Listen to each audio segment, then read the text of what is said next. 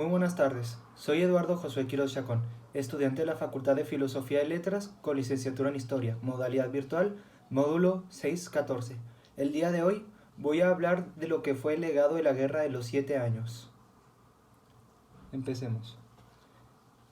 La Guerra de los 7 años había enfrentado a los imperios franco-británico y tuvo un legado contradictorio, ya que si bien los ingleses habían sacado a los franceses del actual Canadá y a los españoles de Florida, se quedaron con gran parte de Norteamérica, lo que a su vez generó una gran pérdida económica, así como una deuda, por lo que el ministro británico impulsó nuevos impuestos sobre las colonias en América, y esto redefinió el imperio a causa de la guerra misma. La política actual era eliminar el Salutary Network y su énfasis en el comercio y el autogobierno de las colonias, lo que lo sustituyó con rígidas regulaciones directas desde el Parlamento. El Tratado de París, que acabó con la guerra, aumentó el control británico, por lo que al haber mandado tropas hacia el sur y el norte para cumplirse con la proclamación de 1763, y un descontento entre los habitantes de las colonias americanas. George Grenville. Voy a hablarles de quién fue él. George Grenville fue miembro del Parlamento desde 1741, quien a pesar de haber contado con habilidades políticas, se enfrentó con muchos problemas financieros cuando subió al primer ministrado en 1763, mientras el país luchaba con estas deudas y los altos impuestos, por lo que tomó inicio con la victoria de la Ley de Moneda de 1764, que prohibía a las colonias usar el papel moneda y solo oro y plata en las monedas, en ser pagados. El Acta de Azúcar. La carrera de Grenville le llevó muchas otras victorias, como por ejemplo la aprobación del Acta de Azúcar de 1764, en respuesta a la ignorada Acta de Molasses, que llegó a resistir las demandas francesas de los plantadores británicos que querían cortar lazos comerciales con Francia para imponer 3 peniques por galón en lugar de 6. Al temer acabar los lazos comerciales, se comprometió a no hacer acciones contrabandistas y no recurrir al soborno.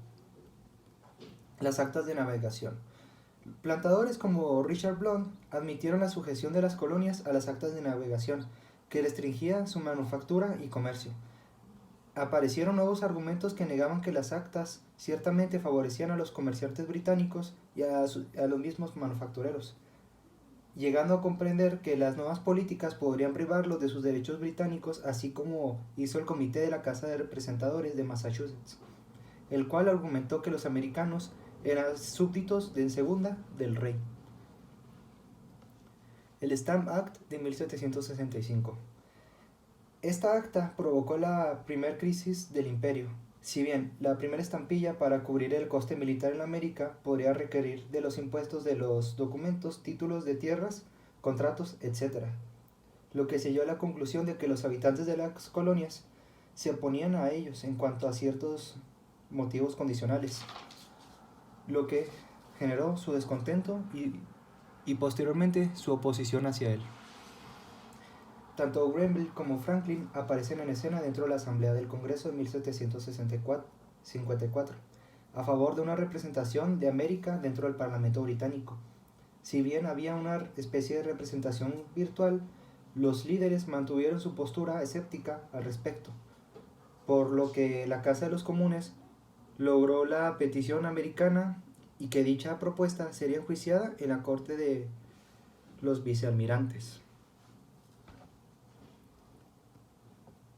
Ahora, como conclusión, puedo decir que Grenville había usado la doctrina de la supremacía del Parlamento para generar un sistema imperial autoritario en América, al igual que el que ya previamente se había utilizado en Irlanda, por lo que los oficiales británicos pudiesen ganar las colonias con lo que quedara de las asambleas.